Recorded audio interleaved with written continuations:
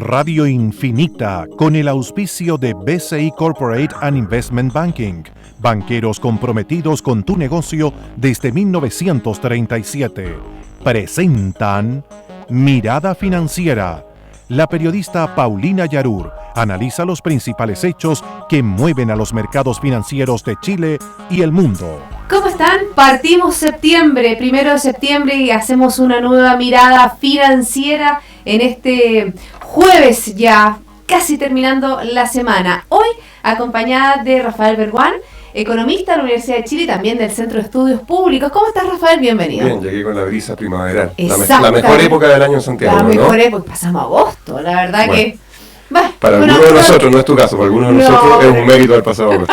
Sí, y por muchos años más, esperemos. Ojalá. Tenemos un día en el cual ha estado marcado por cifras que vienen del Oriente, cifras que tienen que ver con China, datos de empleo en Estados Unidos, también a nivel local. Seguimos con las cifras, con los comentarios post cifras de desempleo que conocimos en el día de ayer. Vamos a estar comentando de todo eso y mucho más, Rafael, pero antes le vamos a comentar a nuestros auditores cómo han estado las bolsas.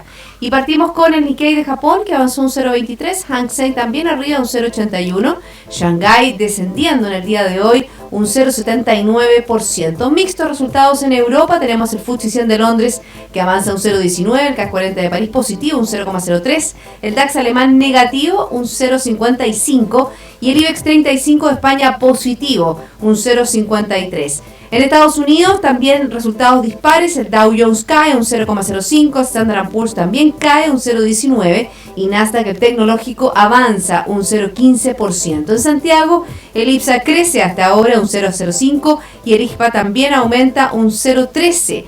¿Qué pasó en el día de hoy con el cobre? Con unas buenas cifras del PMI en China, avanzó, tuvo un alza, cortó 7 sesiones a la baja, un 0.4% en la bolsa de metales de Londres en $2.09.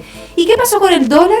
Tuvo un avance de 0.80 pesos con respecto al cierre de ayer, 6.80.31 comprador y 6.80.89 vendedor. Recuerden que nos puede escuchar online en www.infinita.cl y también nos puede seguir a través de Twitter, @infinitafm.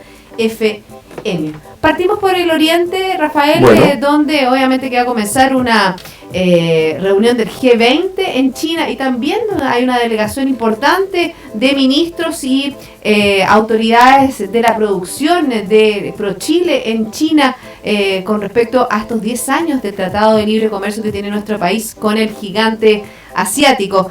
Y la verdad que obviamente que nuestro país es un aliado muy importante. ¿Tú sabes que Chile es el primer país del mundo que firmó un acuerdo de libre comercio con China? Cuando a principios de la década pasada, lo que tú dices, 2004, algo así, ¿no? 10 años. Hoy día estaba viendo unas imágenes, bailes pascuenses de la cultura Rapa Nui en la muralla china. Imagínate qué bonito. Qué increíble, muy lindo. Bueno. Vamos a China, ¿no es cierto? Que los PMI... ¿Fueron buenos los datos, tú decías? Sí, buenos los datos de China. La expectativa del sector manufacturas muestra mejora en la lectura oficial de agosto. Precios de los metales reaccionan ligeramente, por supuesto, al alza.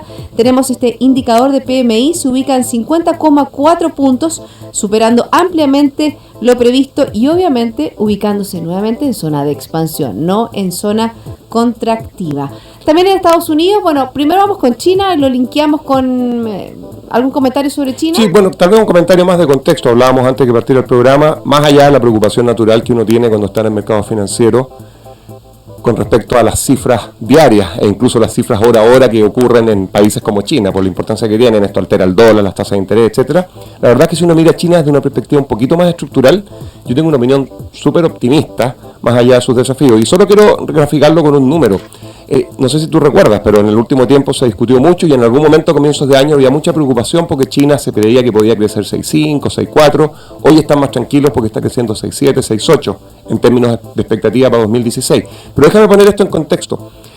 Uno se olvida de lo mucho que ha crecido China y de lo rápido que avanza un país cuando crece mucho en el tiempo, porque el crecimiento es exponencial, la torta se va acumulando a sí misma año a año.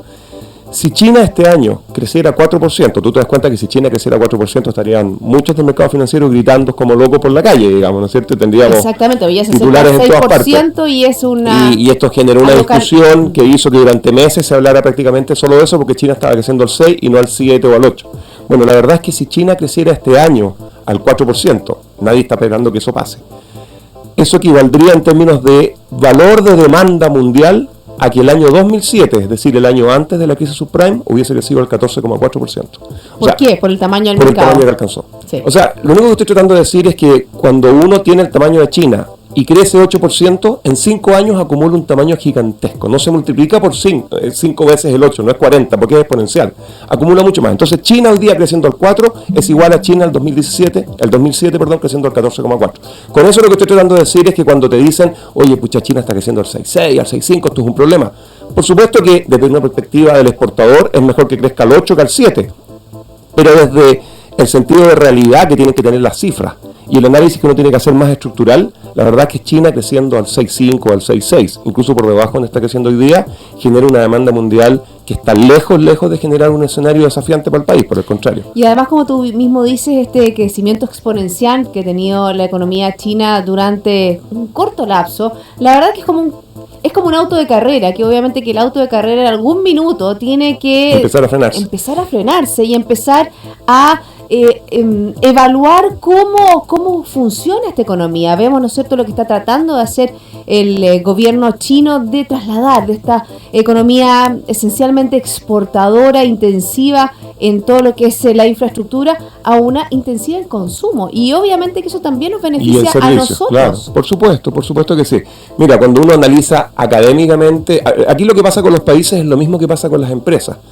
Uno, cuando crea una empresa, si las cosas funcionan bien, uno puede tener tasas de expansión el primer año que son gigantescas. Una empresa podría multiplicar por 5 las ventas de un año para otro, ¿no es cierto? Y si hace eso, está creciendo el 400%. Uno no puede esperar, al menos no si está en su sano juicio, que una empresa como la Coca-Cola, regalo la publicidad, crezca a tasas de 2 dígitos, porque son empresas ya consolidadas que tienen un tamaño, que tienen un crecimiento que es mucho más estable y controlado en el tiempo. Lo mismo pasa con los países. Cuando Chile, a principios de los 90, volvió, ¿no es cierto?, a la democracia y además empezó a hacer buenas políticas y a cosechar también cosas que se habían hecho los años previos, el país llegó a crecer al 12,5%. Exactamente, durante el gobierno de Aylwin. Y uno no tiene ningún sentido técnico hacer una comparación, por ejemplo, entre el primero o segundo año de Aylwin y lo que está pasando hoy día con Chile. Sería injusto en las dos direcciones.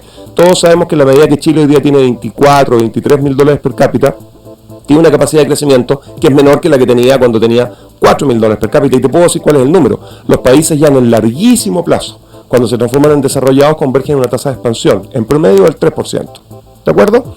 Ahora, mientras más cerca estás tú entonces del mundo desarrollado, más se parece tu tasa al 3% en términos de crecimiento estructural. Hoy día, dados los datos que Chile tiene y la distancia que lo separa del mundo desarrollado, una tasa natural de expansión de largo plazo es 4,8%. Esa es la cifra académica. Por supuesto que si el país lo hace muy bien, puede crecer mucho por encima de 4,8 por un rato, y si lo hace muy mal, puede crecer mucho por debajo. Y estamos tan abajo, por Rafael. Por eso, bueno, eso vamos a Pero seguir. eso te pone las cosas en contexto. Sí.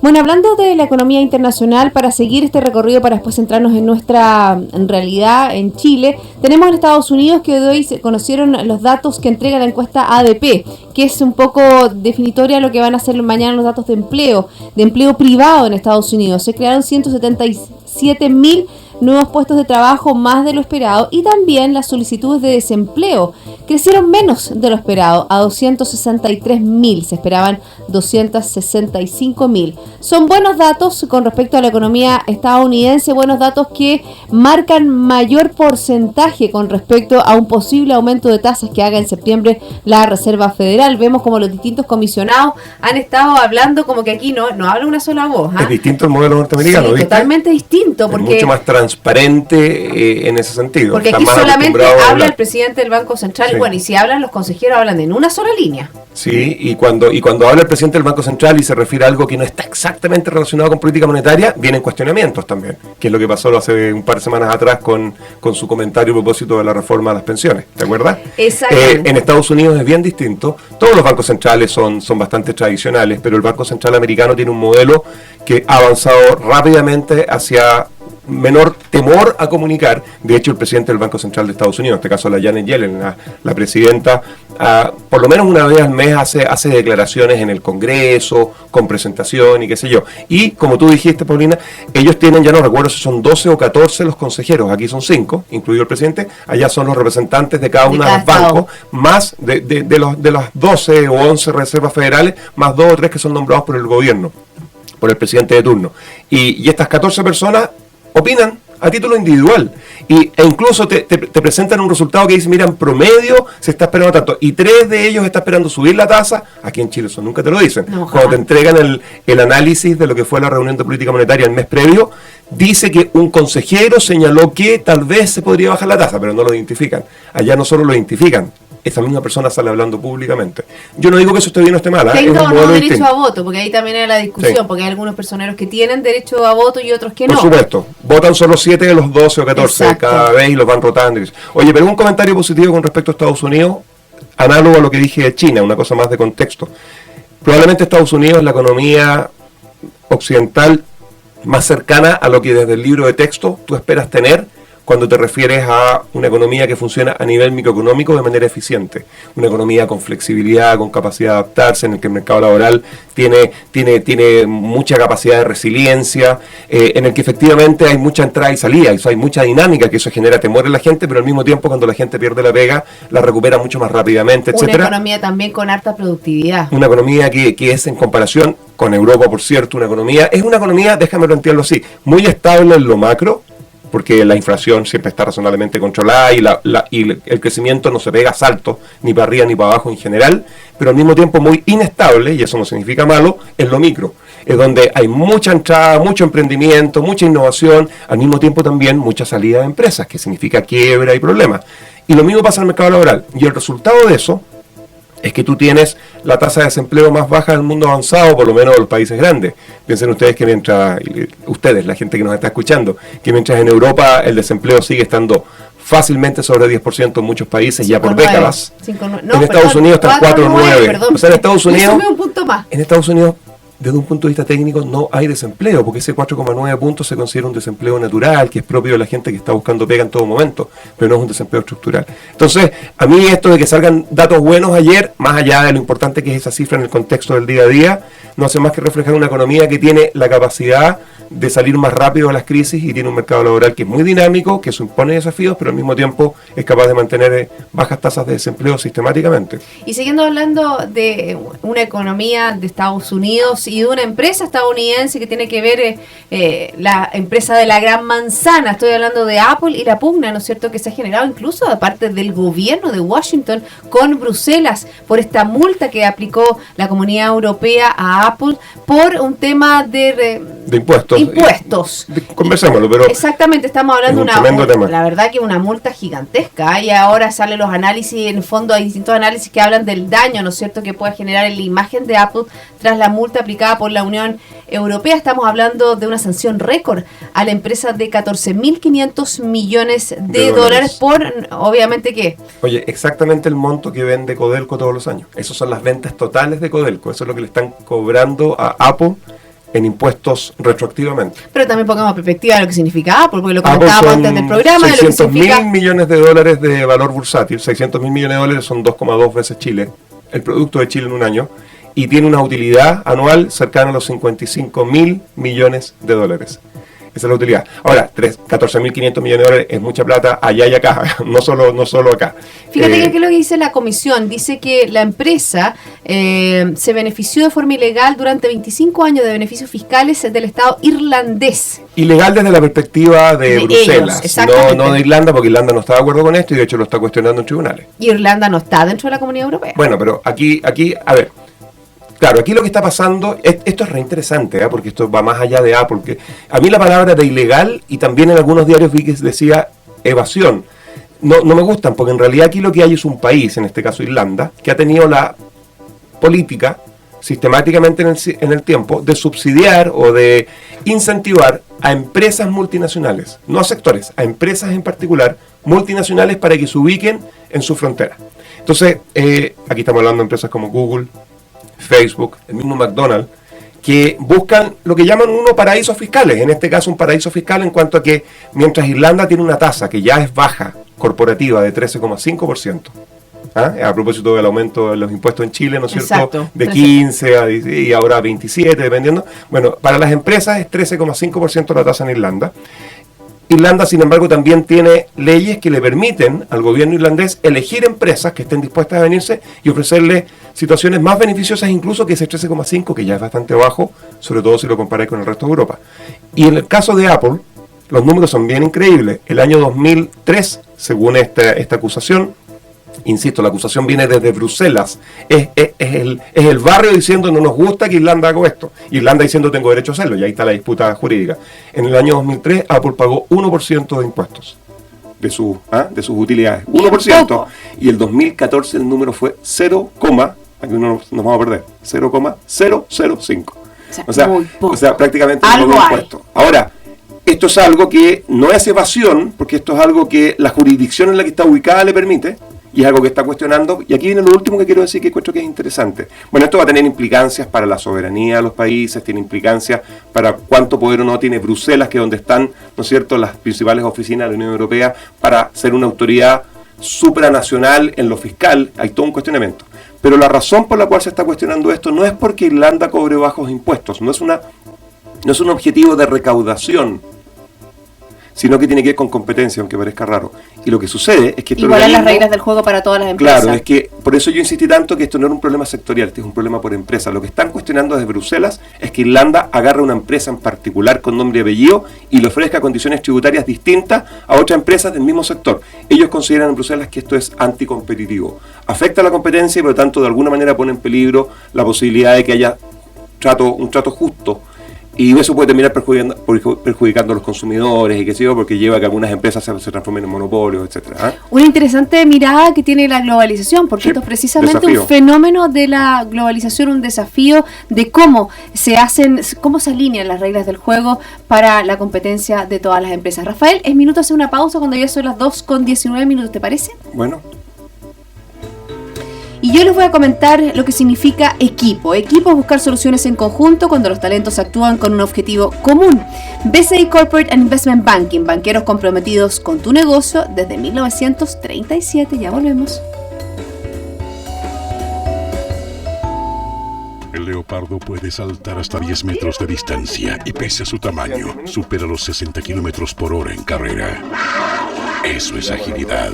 En BCI Corporate and Investment Banking somos diferentes y esa es nuestra naturaleza. Por eso llevamos más de 80 años junto a nuestros clientes demostrando nuestra agilidad. BCI Corporate and Investment Banking. Banqueros comprometidos con tu negocio desde 1937. Banco BCI es agente comercializador de cuotas de fondos administrados por BCI Asset Management. Infórmese sobre la garantía estatal de los depósitos en su banco o en www.sbif.cl. Antes de contratar, informes en www.bci.cl. Ya estamos de vuelta, seguimos haciendo mirada financiera junto a Rafael Berguán, economista de la Universidad de Chile y también del Centro de Estudios Públicos CEP. Hagamos una mirada local con las cifras de desempleo que entregó ayer el INE y linkeemos con una información que tiene que ver con esta comisión de productividad, la Comisión Nacional de Productividad que lidera Josep Ramos. Y fíjate que habla... Yo soy vicepresidente de esa comisión, ¿sabías tú? Ah, mira. Soy integrante de esa comisión. O sea, ya nombrado por el gobierno. Entonces por 3 sabes años. los datos de los cuales vamos a hablar. No estoy en absoluto desacuerdo con Joe Ramos. ¿En serio? No. Pero a mí me gustó el dato porque fíjate que un 6,6% me gustó porque tiene que ver con las mujeres, un 6,6% de aumento en el producto. Tendría una mayor participación de la mujer en el mercado laboral, un mercado laboral que actualmente tenemos un 48%, y si llegamos a cifras de la OECD a un 60%, estos 12 puntos generarían un 6% de aumento de nuestro producto. Lo que estamos diciendo es que en Chile hay una diferencia muy grande entre el porcentaje de hombres mayores de 16 años que participan en el mercado laboral, es decir, que está trabajando o está buscando pega, podrían estar desempleados, que participan, que son activos, y las mujeres que lo hacen. Sin embargo, y esa diferencia es más o menos, los números, si recuerdo bien, los hombres están en torno al 70% de participación, o sea, 7 de cada 10 hombres sobre 16 años participan en el mercado laboral, las mujeres están, como tú decías hoy día, en torno al 48%, ¿no es cierto? Ese fue el número que diste, ¿no? Sí, 48%. Bueno, oye, 2 comentarios. Primero, entonces la pregunta es, bueno, ¿cuál es la contribución económica directa de que más mujeres participen? En todo el mundo participan más los hombres que las mujeres, salvo en Asia, donde la tasa es la misma, pero también en Estados Unidos y Europa, pero esa diferencia no es tan grande, es 75-68, por ejemplo, en Estados Unidos. Pero aquí hay una diferencia importante. Aquí, oye, pero si lo comparamos con la OECD. Claro, y lo que sucede es que si más personas participan del mercado laboral, en este caso adultos, eso tiene implicancias directas en la economía, porque tú tienes más insumos para producir, ¿no es cierto? Bueno, además esto es tan importante, obviamente, para el espacio que se ha ido generando la mujer en una sociedad que la ha discriminado tradicionalmente. Entonces, obviamente que el mercado laboral es un mecanismo que tienen las mujeres para conseguir independencia, ¿no es cierto? Y tener más control de sus vidas, algo que en un mundo machista fue tan difícil por tanto tiempo. Entonces, exactamente, por eso que te libera el mercado laboral. Y por eso que Joseph Ramos habla, por ejemplo, de eliminar también las 3 barreras con las cuales todavía cuenta la participación femenina en el mercado laboral, que tiene que ver con el tema cultural todavía, con el tema de las trabas de las empresas, que a lo mejor las empresas para las mujeres es un mayor costo para las empresas, y también el tema, lo que significa para una mujer trabajar. ¿Qué pasa con la flexibilidad? Porque para nosotros es fundamental la flexibilidad si queremos conciliar un trabajo más amigable. Ustedes tienen con el cuidado de los hijos. Tienen un rol múltiple en la sociedad, cosa que los hombres típicamente no tenemos. Entonces, ¿cómo cumplir con Somos todas esas funciones multitask tan importantes para que el mundo tenga una mejor calidad de vida? Oye, me acordé de una cosita anecdótica muy rápida. Los hombres, porque aquí muchas veces esta cuestión tiene que ver efectivamente con el concepto de club de Toby, que bloquea a la mujer porque la considera incómoda al participar de tu entorno laboral cuando tú estás acostumbrado a hablar de otros temas, a hacer las cosas que hacen los hombres. Estoy caricaturizando esto. Fíjate que en Estados Unidos, algunos años atrás, leí que habían impuesto restricciones en algunos estados en que, por ejemplo, no podían haber reuniones de empresas después de las 5 de la tarde. O sea, uno se puede quedar trabajando en la empresa, pero las reuniones no podían ser agendadas después de las 5 de la tarde, porque esa era una manera que tenían los hombres, consciente o inconscientemente, de hacerle más difícil la vida a la mujer. Ella tenía que llegar a la casa a una hora razonable porque los niños la estaban esperando. Qué buen ejemplo, me gustó. Y prohibido tener reuniones por las 5 de la tarde.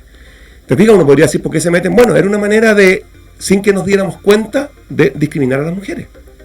¿Por qué no se pueden hacer las reuniones en la mañana? O a la hora del almuerzo, o después del almuerzo. ¿Te fijas? Entonces, esta es una discusión mundial. Ahora, dicho lo anterior, Chile sí ha avanzado un montón en esta dimensión. El año 1990 y algo, a mediados de los 90, la participación laboral femenina era solo de 30%. Chile era una anomalía, no importa con quién se comparara, incluso con el resto de América Latina.